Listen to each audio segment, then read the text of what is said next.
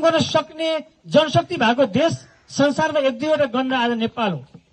Japan जस्ता देशहरूमा काम गर्ने जनशक्ति छैन, कि बच्चा छ कि वृद्ध छ। जुन बीचको हाम्रो समय हो 18 वर्षदेखि 40-45 वर्षको उमेरको जुन समूह छ आज देशमा, त्यो समूह संसारमा यति धेरै जनशक्ति भएको कोही पनि छैन।